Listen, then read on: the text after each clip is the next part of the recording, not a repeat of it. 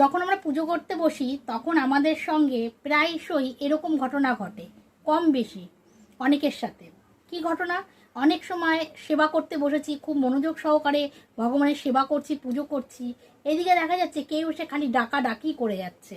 এবার যেহেতু আছে পুজো করার সময় কাউর ডাকে সাড়া দিতে নেই, তাতে পুজোর ব্যাঘাত ঘটে বা সেবার ব্যাঘাত ঘটে, ওই জন্য আমি উত্তর দিচ্ছি না।